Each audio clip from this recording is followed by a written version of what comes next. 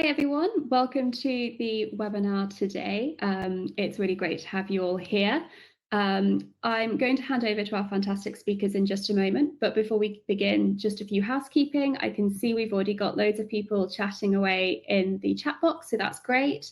Below that on the right hand side, we have our Q&A tab, so do put questions for the speakers in that and we will get to those at the end.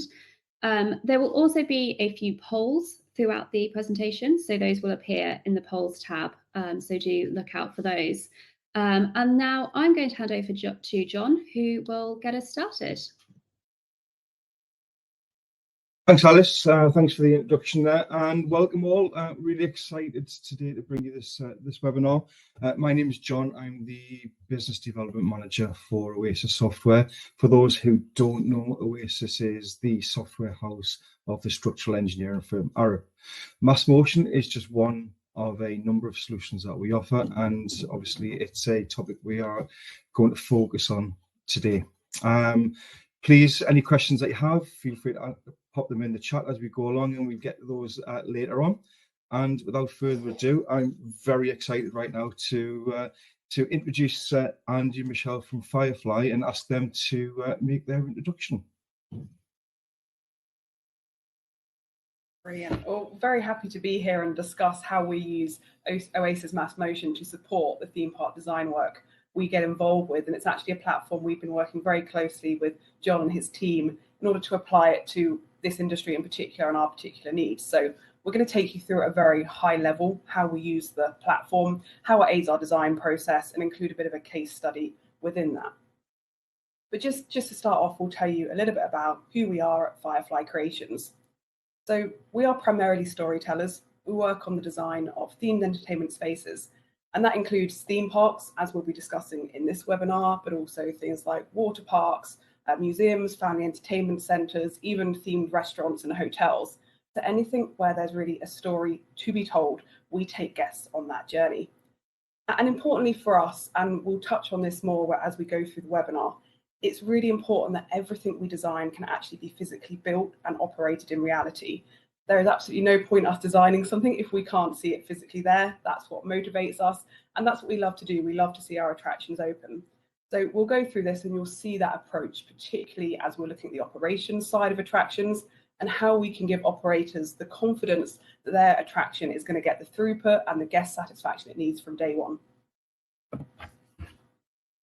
So I'm Andrew Porter. I'm the creative director for Firefly Creations, and it's my job to tell stories, to take guests to new worlds and new experiences which no one ever thought was possible. And as part of that, my responsibility is not just creating stories and blue sky concepts which are impossible to build, as Michelle said earlier on. It's really important to us, and from our company point of view, that we want to see our spaces built in reality.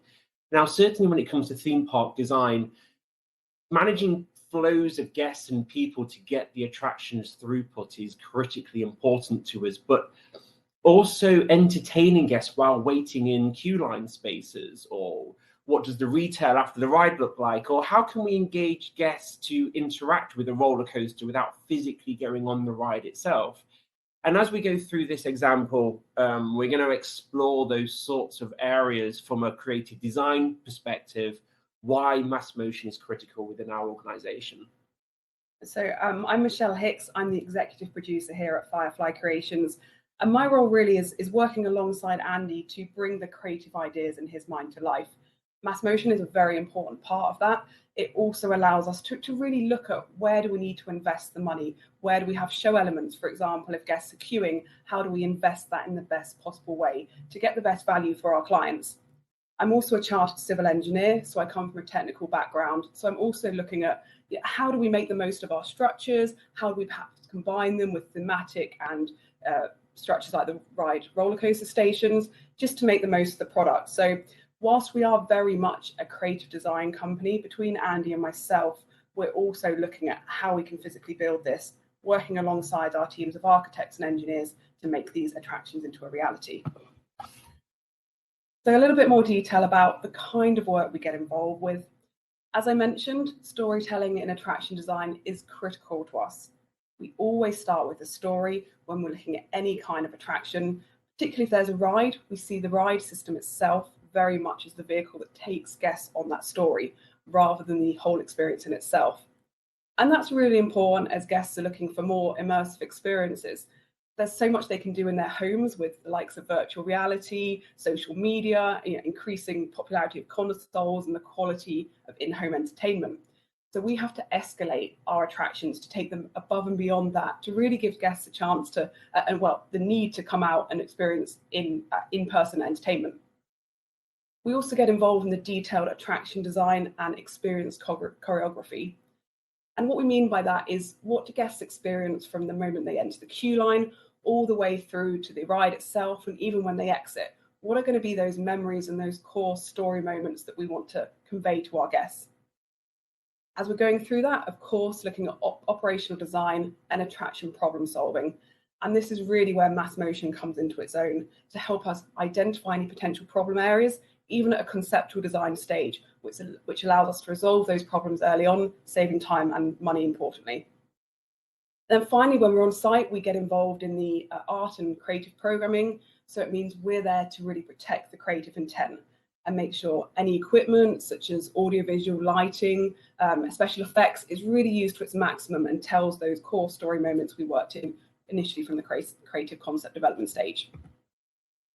So why we use MassMotion in our design process, as we've kind of spoken a lot about the creative design aspect of things and what it looks like, what color it is, and what the story is, and all of these wonderful things that take guests on a new journey. One of the things that's really critically important to us as a design firm is that our client is taken by the hand and led through this entire process. The world that we live in and the world that we design for is all custom. Every single space we design, every single restaurant, queue line, station building, you name it and think of it, even getting guests into the park itself is all custom. We can't just cookie cutter an approach and lift it and place it into a new park because of the way that they brand them. So we kind of had a problem when we were working with clients sat around a table. They didn't really understand what it was we were trying to communicate because of how the different ride system works. So we kind of went out to market to find some sort of visual software aid to help us explain to a client around a table visually how a queue line works, how a reception desk at a hotel can deal with 200 people per hour that are all checking in if a bus turns up. And when we found MassMotion and started working with John and his team, we started to understand how powerful this software was. It wasn't just something that we were going to create a pretty animation to help us get through a design meeting, but actually the data that was starting to be produced made our designs better, and for the client would increase their overall revenue through the day. But I'm going to talk about that a little bit later when we get to the examples. I think importantly for the design process as well, we found that having this visual tool to indicate some of those problems we need to communicate can actually save months within the design process, and it allows us to move the projects through, get through to detailed design and construction with as few hurdles as possible when it comes to operations. So we're going to go through a little bit of a creative process on one of our larger developments, which is Nightmare, and it was a roller coaster that we created. And we're going to look at the ride. We're going to look at the ride vehicle just to start laying down a kind of brief that was given to us for this project. From there, we're going to get a little bit more simple. We're not going to detailedly analyze the Nightmare model itself because it is a bit of a nightmare. We probably need 4 hours rather than one. It's a bit of a complex model, but we're going to go through some more simple examples to break down the sort of process that we use, and then end with Nightmare again to explain how you can take MassMotion to the next level for your project. So let's kind of start with a case study. We had a new ride that was released. It's a ride made by S&S Technologies, and it's called an Oasys roller coaster. You can see the vehicle in the top right explanation there. It's pretty intense. It's pretty crazy. Do not have lunch before you go on it. It is recommended. On the left, we can start to see a creative idea that we do. This is normally something we do at Blue Sky, and this is to excite the client and send to the client this image that at the park, what their TV advert would look like, what the roller coaster looked like, and trying to sell into guess what the product there is that they're buying. But as we said earlier, all of the time we're looking at that detail. So in the bottom right, you can start to see the beginnings of the roller coaster layout, how that fits into a designed space. So we would take that designed space that they've put and create a master plan from that. So on the top right, you can see the 3D model that's sort of spinning around the zone. That 3D model has got 2 entrance areas into the area. There's restrooms on there. There's a restaurant. There's the entrance line for the station. And as the roller coaster goes around the area, there's lots of viewing places for guests. So, and then in the bottom right, we can see the early stages of a station design. Now, typically from the station design from left, we have the queue line space as the guests pour into that area. There's a fast track area for guests that have paid extra to skip the line to come into as well. And then moving right, you can see white blocks. They're the gates which line up for the roller coaster trains for guests to go into them. And then to the right of that is the exit platform, where then guests all move out into that area to the side there. Now, that's a pretty standard design for a roller coaster station. When we would do a design like this, quite typically, we would have operations staff come into the meetings. They want to know how the guests reach that space. They want to know how many guests can fit into the queue line. They want to know how many guests can get on the roller coaster every hour. And they also want to know if the exit platform can support that many people leaving the ride space at that time to allow safe operation as quickly and as efficiently as possible. There's also questions we often have about things like path widths. Path widths, how's that going to cope with the number of guests on a peak day? What's the queue line going to look like on an average versus peak day? So we start pulling together all the information that allows us to test those different scenarios. So with all that in place, we've got a very nice looking model. We've got some very nice looking diagrams and drawings to sit down in front of a client and explain to them the complex nature of how guests enter through the area entrance. Some might go to the F&B in the top left. Some are going to run straight down to the entrance to go on the ride. Some are going to put their bags in lockers, or some are going to go to the retail area. Some might go into the restroom and where their family's waiting for them to leave before they go on the ride. Some may go into the restaurant and stay in there for an hour. But the point is with all of these people moving around a space, that's an awful lot for us to expect the entire park team to understand in the very first time they've ever seen this design.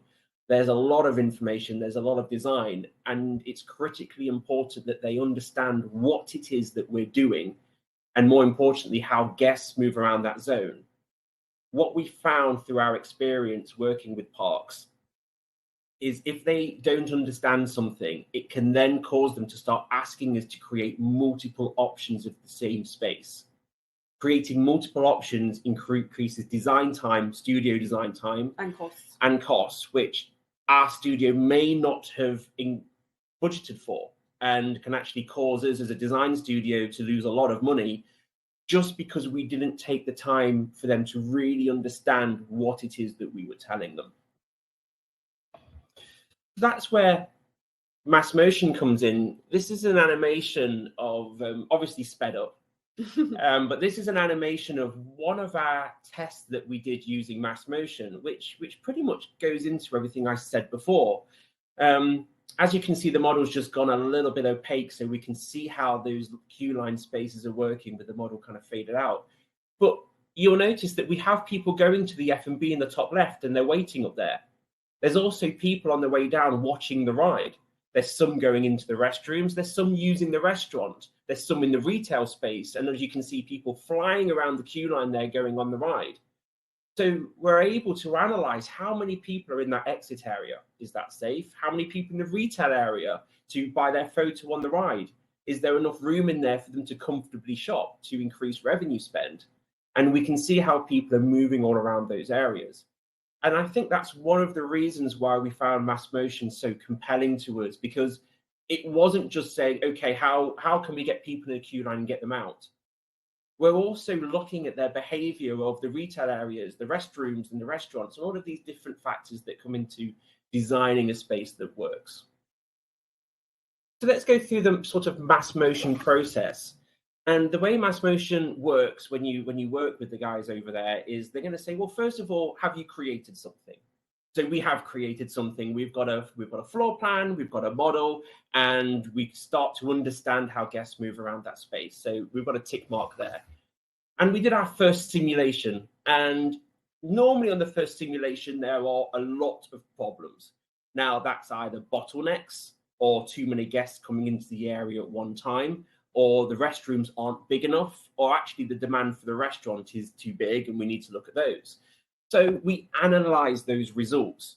We understand what didn't work and then why it didn't work. And then we create a new design and we simulate that new design to then hopefully come back to a solution that we want through revision. We're going to go take a little step back, mainly because Nightmare is a nightmare to kind of analyze. So we created some simple scenario testing for everyone. So we had a brief. The front of a theme park has turnstiles, and the client wanted to manage the crush that happens at the beginning of the day.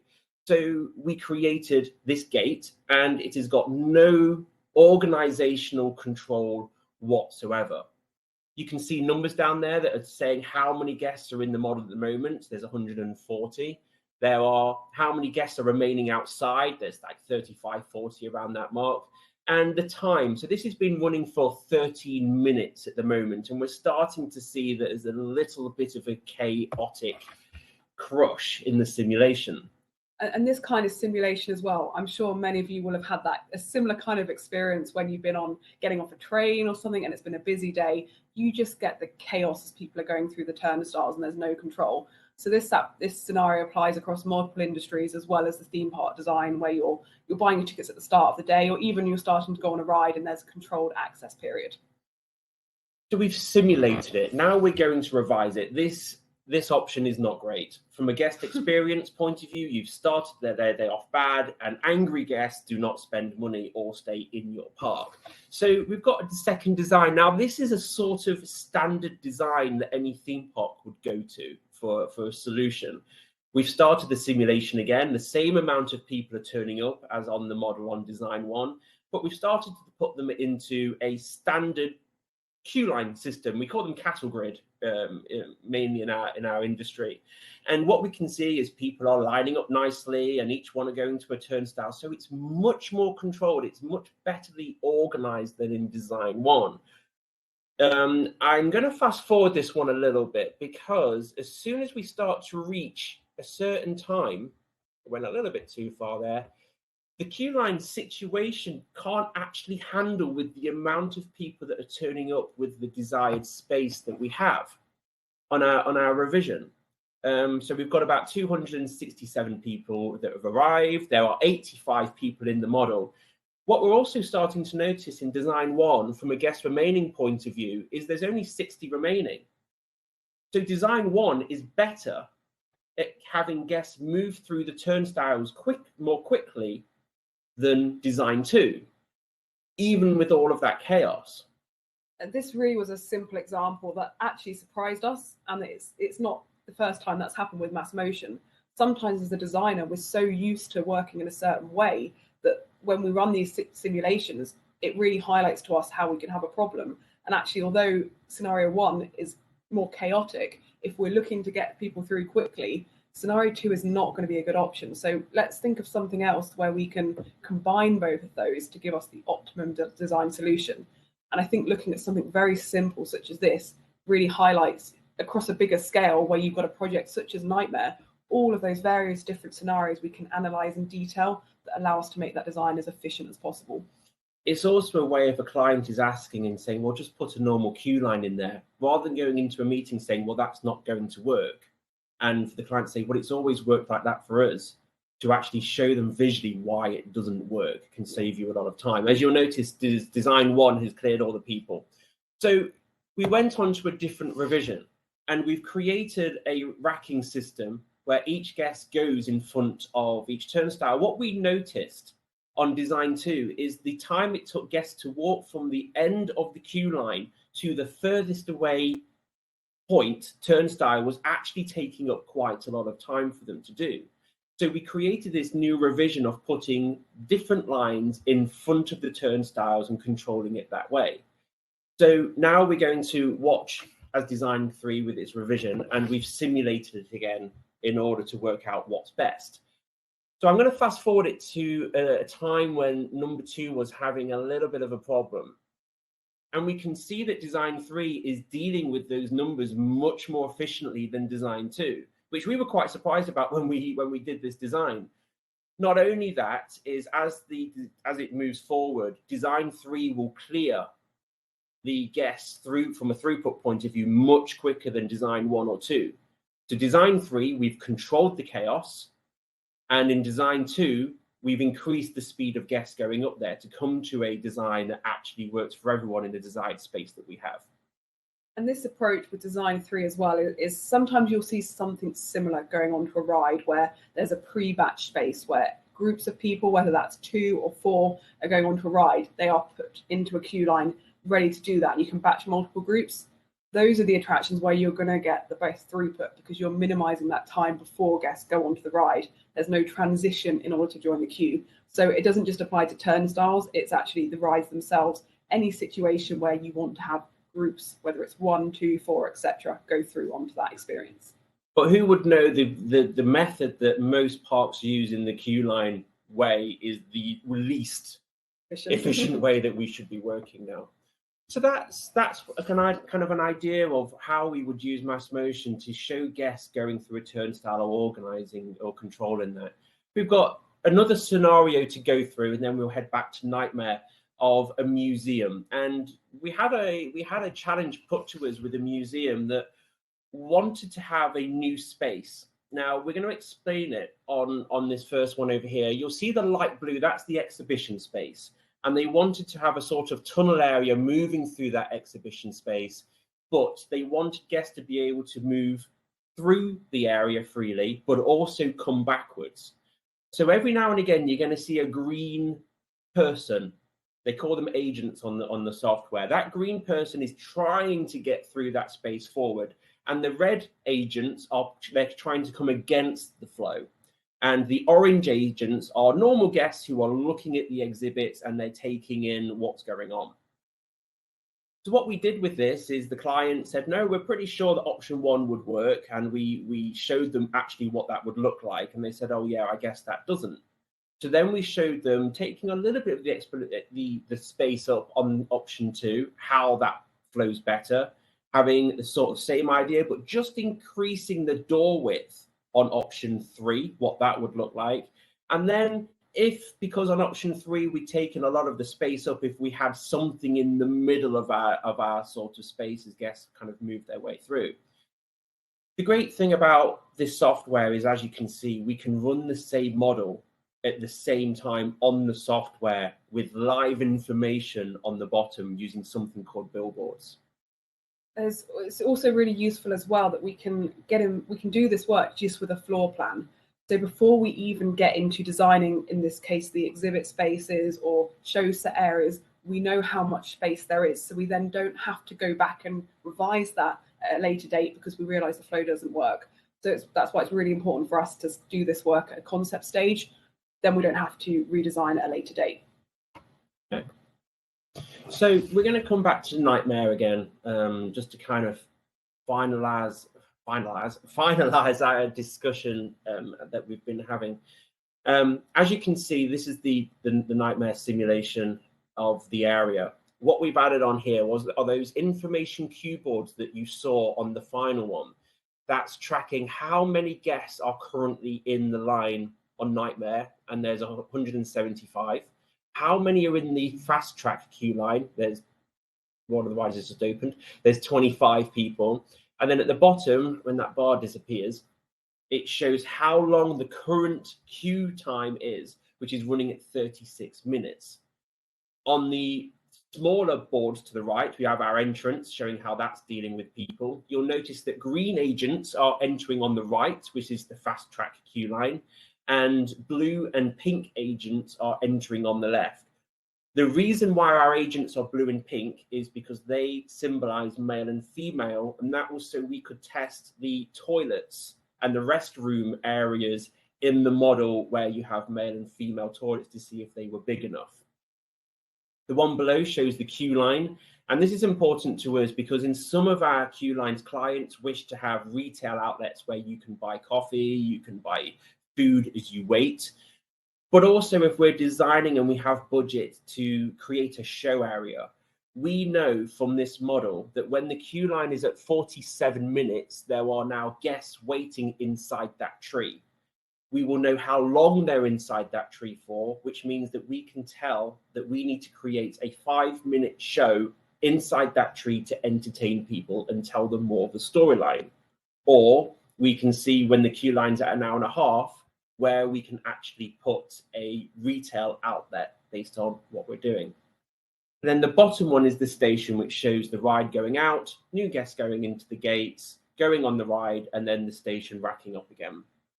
There's a few different ways in which these kind of models inform operations at an early date and actually help parks plan in terms of staff numbers they need, depending on how busy it is in that particular day. As an example, the F&B outlets, food and beverage, Andy was talking about in the queue line. If there's 5,000 guests in the area on a particular day or in the park, we may not need to staff that food and beverage outlet because the queue line just isn't going to be long enough. People are only going to be waiting maybe 10, 15 minutes, for example. They'll be on the ride, they'll be off to enjoy somewhere else in the park. But if we get to a day where perhaps we've got 10,000 people or more in the park, then that queue line is going to be longer. So we want to provide the opportunity for people to buy a drink, to keep refreshed as they're in the queue line, which then also helps the guest experience. At the same time with Fast Track, we can look at on different days, depending on how busy the park expects it to be, how many Fast Tracks should they sell? Should they sell them at all if it's a very quiet day? And then look at what potential revenue that will have. And that can help with return on investment of the attraction as a whole. So having all that data at a very early concept design stage can help support the whole project going through to make sure the correct funds are being invested. If we think the return on investment is going to be higher, actually, can we spend a bit more to make this into something which is even more special than we'd originally planned? Without that data, we may not have that confidence to invest the additional funds. So it helps us very much as a design studio to make sure we're pitching our projects at the right level as well. Now, we've used this software to simulate flying theatres, restaurants, a full hotel, multi-floor hotel, and analysing when people got up in the morning at 9 a.m. to go down to breakfast if there were enough tables. And the great thing about MassMotion, it has a real-time clock in it. So you can simulate a park opening at 9 a.m. or a restaurant opening at 9 a.m. to show how many covers on the tables are going to need at that time of the day, depending on how many guests on average you think are going to turn up for that meal. And the reason this is important for us is, again, it allows our client to know on opening day and have the confidence they can operate their new attraction as efficiently as they can and understand using these computer models and understand how we've designed it to open up certain gates around the queue line. So without anything else, we've got a few things here of Nightmare. Again, just picking up on that point, while we are doing all of the pictures which look wonderful and all designed by our artists, these spaces are drawn over the architectural model that you saw. So when you are showing clients your illustrations, you know for a fact that these people can move around this space efficiently, and it will look like this when we build it for opening day. And that really comes back to what we were saying at the start of this webinar. We believe in designing things that can be built. And hopefully, as you can see from the discussions we have, MassMotion really is a key part of that to make sure we're showing things as they're actually going to look. Even these visuals have been prepared from the 3D model, which has been analysed in MassMotion fully. So we know those path widths, the numbers of people in there for a given operational capacity are going to be accurate. And we're showing our clients exactly how their investment is going to look. So thank you very much. This has been our presentation of MassMotion, and as a creative company, the benefits that we found using it, and to kind of highlight those benefits. For us, what we found is having this program in our sort of standard package that we use now for our clients, it saves us so much money as a design company, but it also saves the client a lot of money. They feel informed through the meetings. They feel like they understand the attraction that they're buying. I think one thing that we sometimes forget as entertainment designers is we know these attractions. We go on them all of the time. We ride them all of the time. We know how they operate. But for some clients, they've never been on a flying theatre before. They've never operated one, and they want to put one into their park. And it's our responsibility as designers to design them something that they can afford, that they can operate, that can maximize their revenue, and can create guest experiences which people will remember forever, which will then create a better business plan for them in the future. So at that point, we invite any sort of questions to come through, and I'll hand over to the much more talented genius team over at MassMotion. Thank you very much, Andrew.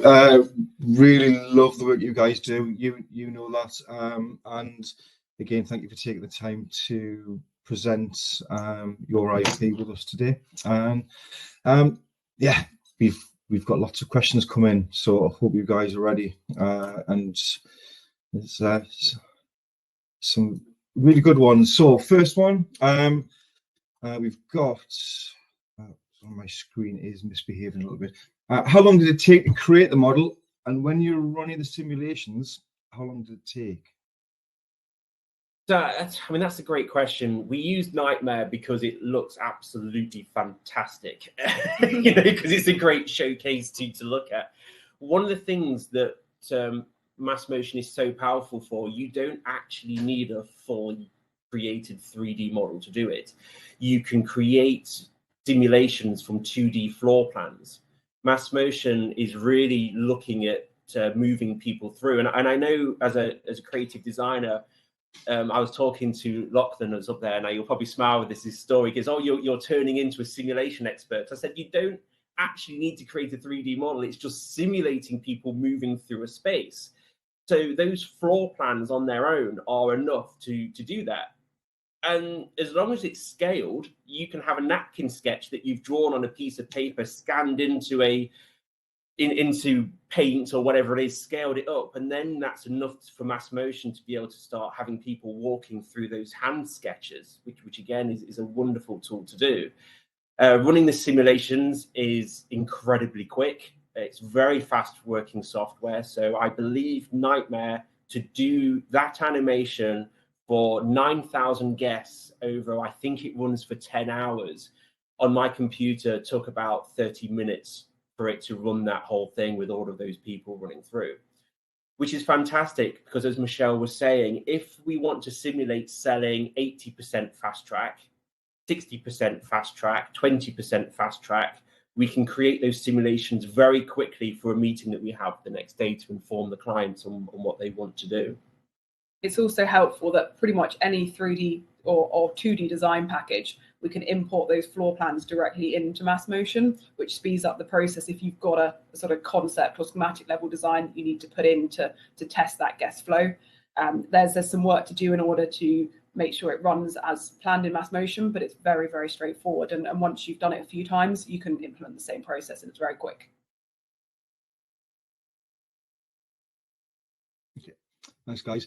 In my eagerness to get to the Q&A, I did forget to introduce my colleagues from Oasys who have joined us for the Q&A.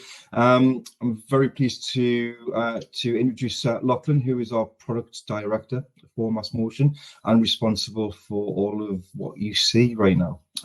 Jorgen is an application specialist. I always get your job title wrong, mixed up, or make one up. So yeah, Jorgen is my go-to guy with any day-to-day functionality. And if you do adopt MassMotion at some point in time, there is a high possibility Jorgen will either train you, support you, or both. Back to questions. Is it possible to simulate incidents and people in panic? For example, in case of fire, how is that considered in the simulation? I think Lachlan may want to take this one. Yeah, sure. I dropped a comment, and Paula, I think it's a really good question, and I hope you can hear me okay. But just before I jump into that, Andy and Michelle, thank you so much for that. I thought that was really, really interesting. When we think about things in terms of fire, MassMotion was probably more built for how you go through a fire egress simulation than how you move people through a theme park in terms of its sort of original design intent. And so that's actually probably more in MassMotion's wheelhouse. And we're trying to grow it to be the most flexible tool to look at pedestrian experience.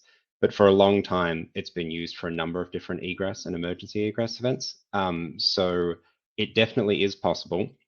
The only thing that I always say in terms of this is emergency egress and fire, it changes very much depending on where you are in the world, and it's a very serious topic because we're talking about fire and life safety. And so MassMotion is a great design tool to help you visualize some of that work and to do performance-based design, but usually it's always a good idea to engage either a code consultant or a trained fire engineer in order to do it. So MassMotion is a great tool to support that, but it won't make you a fire expert overnight. And that's partly from a risk perspective and things like that. But the software is definitely used in all of those workflows.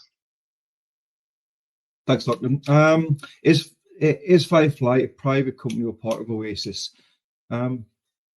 Firefly, you guys aren't part of us at all, and we've got a very good client vendor relationship with Andy and Michelle, who are early adopters in the themed entertainment world of MassMotion. I'd say, yeah, so we are a separate experience design company, but we work very, very closely with the MassMotion team, and a lot of the tools you've seen, such as the billboards to show the queue lines, have come from that collaboration, working with Lachlan and with John and their amazing team. Yeah, the reason we love working with these guys is I'm a passionate guy when it comes to theme park and entertainment design. These guys are passionate about what they do, and that, I think, for us, for a company adopting software, that's important to us to be able to sit in front of a client team and say to them, we are confident that if you build your park like this, because we've simulated with their software, it will pretty much perform that way. And I think that's trust between Oasys and what we do as well, and we just love telling people and sharing it with them, because we think you guys will get a lot out of it as well. Yeah, thanks, Andy. Jorgen's been very quiet, so I think Jorgen can field this next one. What software is the 3D model built in? Sure, thanks, John.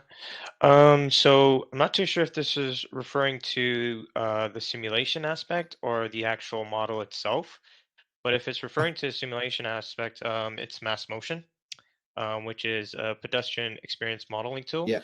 which allows planners, engineers, and designers such as Andy and Michelle to model their design around pedestrians and test different scenarios during the design process.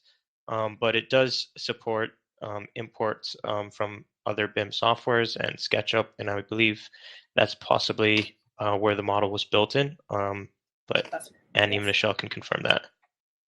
Yeah, the base, so all of the 3D elements you see around the floor planes where you're seeing the agents walk around, that was all built in SketchUp, and then we took it into MassMotion in order to be able to see the different parts of the experience. But as mentioned, the key area are the floor planes that MassMotion then uses to take its information.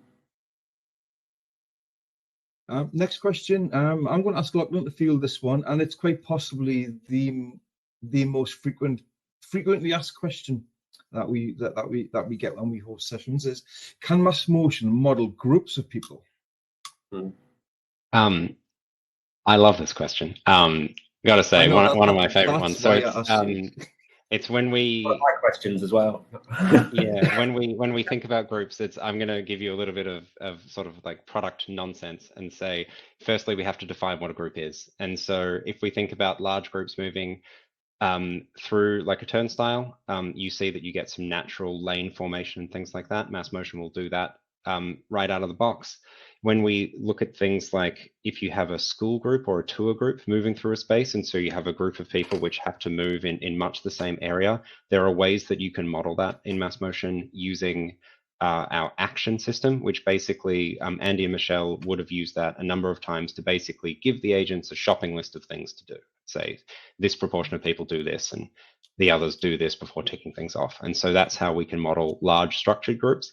The most difficult one is family groups. And that's because they interact with things in a very different way. And so you can currently model family groups using our software development kit, which lets you automate or customize elements of MassMotion. And so we have a few things that allow us to do a number of different group movements.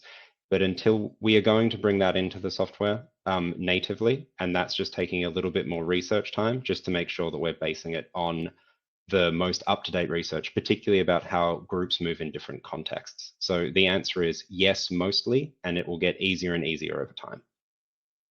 Thanks, Lachlan. Andy, Michelle, there's one specific for the theme entertainment world. What are the challenges for accurately defining the number of guests that will be in a theme park area at any particular time? As kind of Lachlan was saying, the software is simulating agents moving around areas at a time. There is an element where we have to research how guests move around a park in order to put that data into MassMotion for it to understand how it's working. So I guess the challenges would be that if you're trying to simulate a theme park working when there's a school holiday on, and you're going to have a lot of young children go to the sort of children areas, and maybe the thrill rides aren't going to be getting as much. That's one way there would be a challenge to work out, okay, how do we tell MassMotion that there's going to be a higher proportion of people going there than in other places, which you can do. It is a challenge compared to how many people are going on a roller coaster, for instance. So MassMotion, you can make it randomize how tall people are. And then you can say to those people of underneath a certain tallness, they can't ride. But so then when they reach the ride and go, okay, I can't go on this because I'm too small, I'm going to go to an F&B area, or I'm going to go and look at the retail area, or I'm going to hang out and watch the ride. And then you can say, okay, well, those people may do that between 30 minutes and an hour, and it will randomize that too. So you can pretty closely, accurately simulate those people's movements through a park. Now, traditionally, it would be in a very rare case that we would model in an entire theme park. We've done it on one occasion, but it's quite a rare sort of project. When you're working with teams on a very large theme park basis, you're mainly working with a team on a land, and that there will be a specific team that works on one land and a specific team that works on another land, or maybe a specific team that just works on one ride in itself because they want to understand the operations. One of the things we use MassMotion for, and when we do these presentations, people get very excited about seeing ginormous models with ants running absolutely everywhere because it's cool and you can sit there and watch it. What we normally do first is ask the client, what are you concerned about with the design of this area, museum, exhibit, park, whatever that may be? And they'll say, okay, well, we don't understand how the station is going to work. Okay, well, we just need to model the station then and look at the data of that station and how that operates. Normally what will happen then is they'll go, okay, well, how do people join the line? How do people do this? How do people do that? And we can build the model up over time. And MassMotion should be seen as a tool to problem solve potential design problems earlier, which will save you millions down the line by removing problems because of bottlenecks and issues like that. And in terms of sort of the numbers of guests within the area, it depends on whether we're looking at an existing park or a new development. So if it's an existing theme park, if they have data on the number of guests they get at different times of year, we take that and then we look at, based on experience, what proportion of people are going to be going into the new area. So the quality of that data is really important to then inform the model. If it's a new theme park, what we do is we look at data we have typically from our partners that have looked at things like travel radiuses, how many people are we going to get in the park. We distribute them across the different lands, different attractions, and that allows us to get a realistic number of guests within the park at any particular time. And as we've discussed, looking at what does an off-peak day look like, where the park is quiet, compared to what is a super peak day where you've got a school holiday or something like that, and how do guests behave in that period. So we can get all of that information and use that to run different scenarios within MassMotion. And I think on the final point on that, when you open a new ride, certainly a new roller coaster, it's quite tempting to build ginormous queue lines everywhere within your space, which make people feel very bottled in. What we try to do is guide the client to understand that on opening year in the summer, it may outstretch the designed queue line.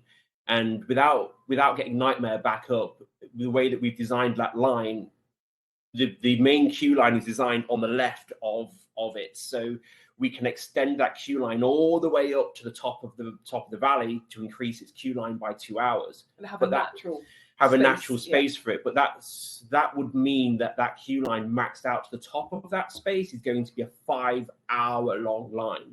Now, no theme park is going to be operating something like that for very long, for 5 hours. So traditionally, we design our queue line spaces to hold an hour to an hour and a half worth of people. We can use MassMotion to be able to show those different scenarios, again, to give the client the best understanding of how we know from experience these attractions are going to operate and work. And let's not forget, when we're selecting attractions, we're looking at those that have got a throughput suitable to the park to avoid those queues in the first place. MassMotion allows us to test that, to make sure even on the peak days we're not going to end up with ridiculous lines. However, we know on opening day people will flock to that park, and quite often it's a cultural thing that people will wait. So how do we design spaces to accommodate that for those rare days where we have to deal with extremely large numbers? Yeah, thanks, guys. That kind of brings nicely into the next question, which you've kind of already answered with regards to obtaining data, times, and the percentage of people using facilities such as the toilets and F&B lockers. At times, those new developments, clients won't have any data at hand. So I suppose that the burning question, or the answer kind of is what you're referring to earlier on there, is the scenario test process. Do you want to answer it? Yeah, so I'm just reading the question. So yeah, when it comes to percentage of people, based on sort of existing theme parks, we have databases of sort of how we expect guests to behave, and that allows us to work out the spread across the park for things like toilets, for food and beverage. How many tables do we need for food and beverage within a theme park of a certain size? We know that, and we can use that and input that into the scenario for a new theme park.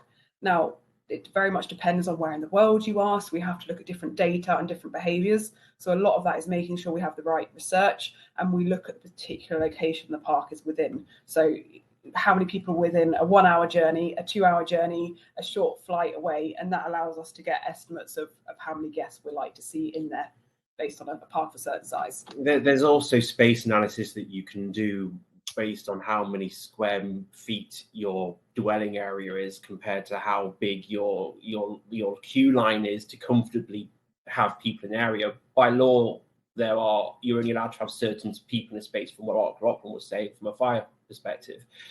So you kind of know those numbers from it. Lockers is always an interesting one, especially for water parks and how people use those lockers. And that's normally done on a percentage based on how big the pools are, where those pools are located, and how all of that comes together. So like we said at the beginning of the presentation, we work in a custom world. There are no two projects that are actually the same, but what we do have is access to huge databases which allow us to make the best decisions as possible to design these areas, and then use MassMotion to say, okay, we test that. This area can support 5,000 people, so let's chuck 7,000 in there and see what it does, you know? Yeah, good old scenario testing is definitely the way forward when it comes to MassMotion, and pushing models and designs as far as you can to identify those pinch points, I guess. But here's a great one for Lachlan. And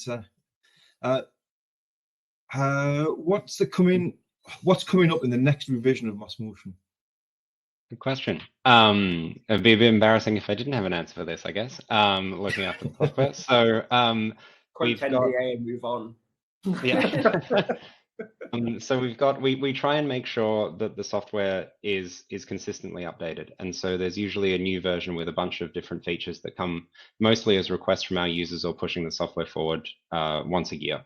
And so we released a version of the software a couple months ago, and that has a few really interesting improvements for various people.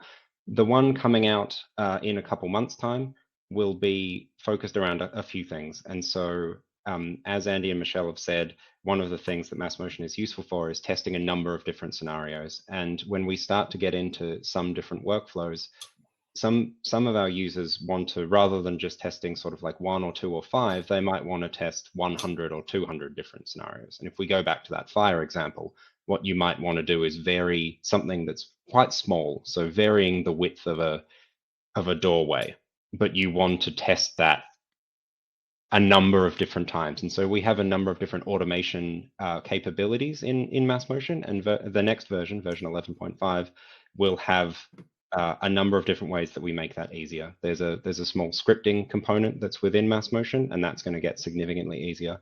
There's also a number of things that are just quality of life improvements. And so as we saw in the nightmare model, there's it's a complex space, there's a lot going on, and sometimes communicating that to clients is a bit of a challenge. And so just a few extra section tool visualization improvements that will help really say, here's what's going on in this cross section of the space is coming into the software.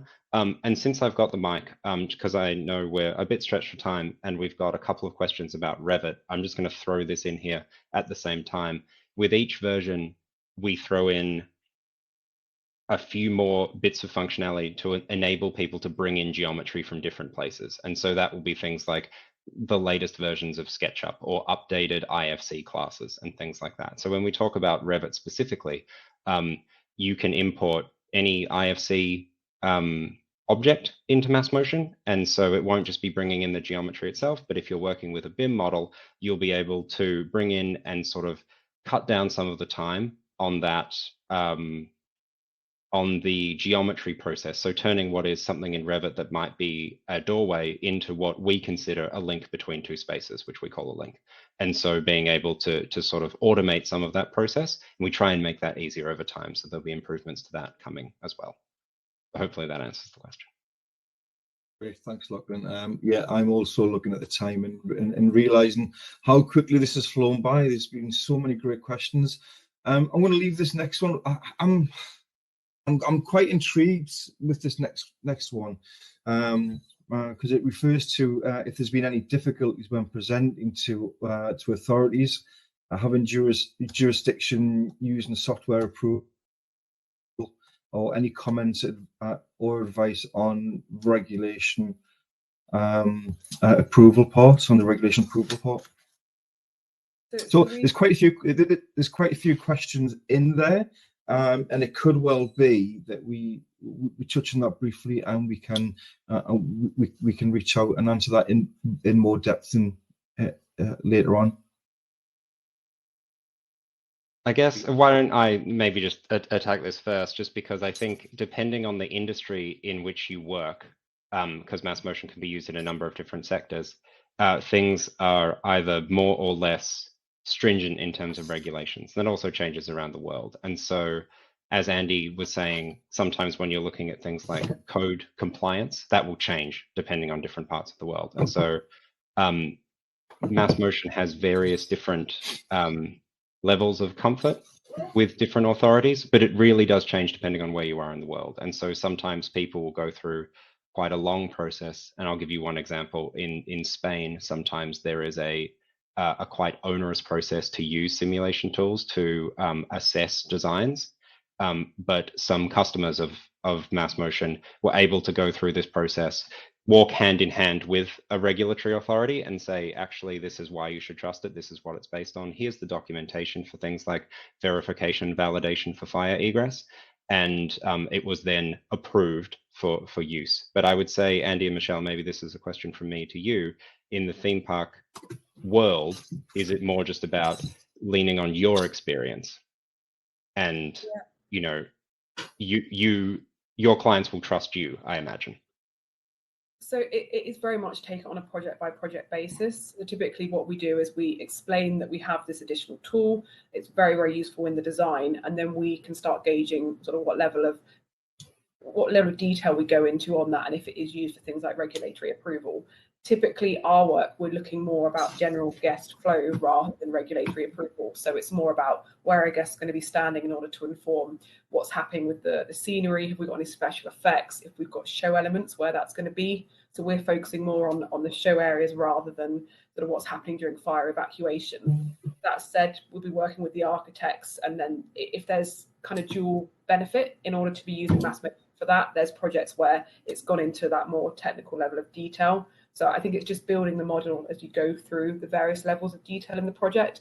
And if we've got a concept stage model that we then want to develop into technical to inform those approvals, that's something we can do as well. So it's very much depending on what stage of the project we're at, I think. Yeah, I mean, just to add on that, we're a storytelling company. We focus on guest experience. Now, we design dark rides, we design log flumes, and all of these things where you're going through areas where we actually use real fire to set fire to the building as part of the show. In a controlled manner. Obviously, in a controlled, safe sort of manner. We work with partners who work in themed entertainment, from the civil engineers to the architects, and even the inspection bodies of the rides, to make sure that everything we're designing looks fantastic, but also operates from a safe perspective. It's that creative design, but then the coordination of future elements to ensure attractions built. That's sort of where we get involved. Thanks, guys. I think we've got time for one more question, and this one's been asked a couple of times. And it's can MassMotion design a group of people with different mobility? Jorgen, you mean? Sorry, could you repeat that? Can MassMotion design a group of people with different mobility? I think Lachlan touched on the group of people, but in terms of different mobility, yes, you can set up different profiles for each person, such as the speed, such as how much space they take up, their height. You can also change their avatar as well to define and visually define what they're really as, such as someone walking with a cane, or if they're male or female and how they behave. So yeah, you can define groups of people with different mobility. We've had great success from not this version of Nightmare. There is another version of it. We didn't show it because it adds more complexity to it, where we do have disabled access to the station for Nightmare, and we represent those agents as an agent in a wheelchair. They move slower through areas. They take the special paths that are directed for them, and the other agents are told not to follow them. So you can separate paths for disabled users going up a disabled ramp for a change of height. Normal agents will use the stairs, and agents with less mobility will use the ramps, and you can do that very, very easily, actually. Yeah. Since we answered that one very quickly, thanks, guys. I'm going to throw another one, and this is quite possibly for Lachlan. I do like to put Lachlan on the spot regularly, so thanks for this question. I was obviously thanking Andy and Michelle for a terrific presentation. Question for Lachlan and Jorgen, and it's wondering what research Oasys is using to program default agent behavior. They're aware of John Fruin's work, which is a big reference in the early days, but curious to know how this data holds up after Pedestrian Planning Book was released in the 70s. Lachlan? And I've got 90 seconds, do I? So you've stitched me up here, John. This is one of my favorite topics to talk about, to be honest. Well, not even got 30. Yeah. So very, very, very quickly, one of the things that and I just dropped a comment in the chat, Simon, because I think it's a really important question. The major development undertaking for our team is a fundamental re-architecture of the engine that underpins agent movement in MassMotion, and that's to do things like to take into account family groups more readily, as I mentioned before, but it's also to make sure that we're taking into account all of the research that's been conducted over the last couple of years. And so when we look at the number of people that use MassMotion, the largest number is actually the academic community. And so we're extremely grateful that we partner with a few academics around the world, looking at how we can import or base our new engine on different types of data, rather than just relying on some industry standards in, say, the transportation industry, which, as you're spot on, John Fruin's work is, I think, still fundamentally valid about people's movement. But if you're designing, just really quickly, Fruin's work was looking at train stations in New York City in the 60s and 70s. And I think that's probably still valid if you're designing a train station in New York right now. There are some things that extra things that you need to take into account. But if you're designing a theme park in the UK, you're getting further and further away from that research basis. And so what we want to do is make sure that the new MassMotion engine takes all of the new research that's been conducted from around the world into account, and having an engine that is responsive to different emergent conditions. And so that's as quickly as I can answer that question, but happy to have a follow-on conversation about it, because we're really excited about it.